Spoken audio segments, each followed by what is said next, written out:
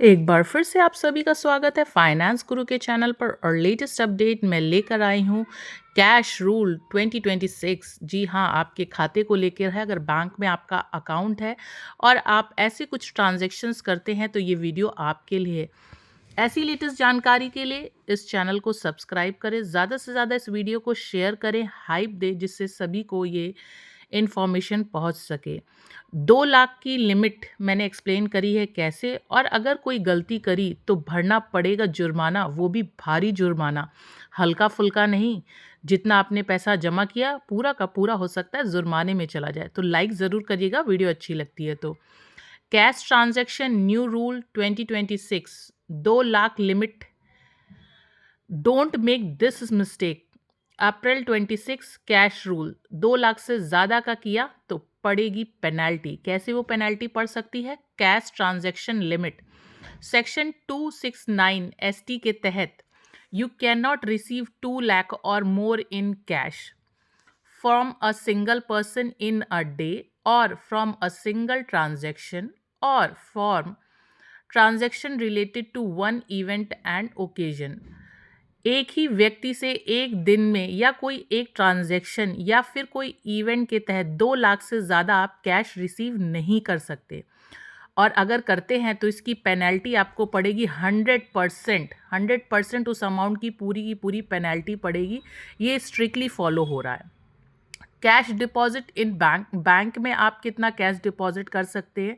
No fixed legal limit, अभी के लिए कोई लीगल लिमिट नहीं है, वो आपके खाते के ऊपर निर्भर करता है कि आपका खाता किस तरीके का है। लेकिन डिपॉजिट अबव 10 लाख ईयरली में be reported to tax authority. अगर 10 लाख रुपए से ज़्यादा अगर आपके किसी बैंक खाते में जमा होता है एक साल के भीतर, तो ये इनकम टैक्स की नॉलेज में ला दिया जाता है।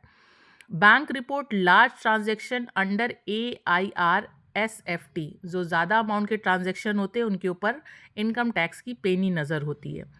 Cash payment limit section 40A3 के तहत business can not make cash payment above 10,000 per day per person और 35,000 फॉर ट्रांसपोर्टर्स।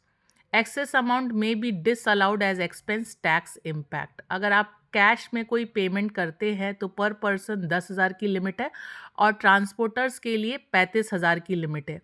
इससे ज़्यादा का होगा तो इस पर आपका टैक्स पड़ेगा।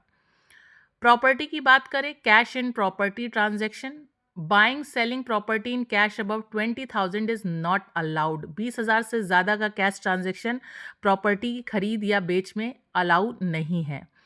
Cash loan deposit section 269 SS and 2690 के तहत एक्सेप्टिंग और repaying loan in cash above 20,000 is prohibited. किसी प्रकार का आपने लोन ले रखा है, 20,000 से ज़्यादा का आप कैश उसमें नहीं भुगतान कर सकते हैं। Cash withdrawal section 194 and TDS rule, if you withdraw large cash from bank above 1 crore, TDS applicable 2%, lower limit if ITR not found.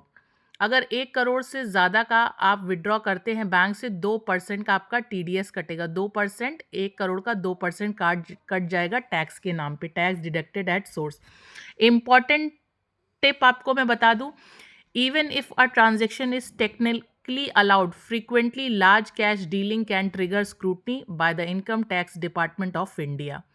Best practice for 2026, use UPI, bank transfer, cheque, maintain proper record, avoid splitting transaction to bypass limits illegally। Thank you. Please subscribe my channel for more updates. अगर video अच्छी लगती है तो ज़्यादा से ज़्यादा like करें, share करें, और यूट्यूब का एक नया फीचर है, हाइप ज़रूर दें इस वीडियो को। आपका सपोर्ट बहुत इम्पॉर्टेंट है मेरी ग्रोथ के लिए। Thank you.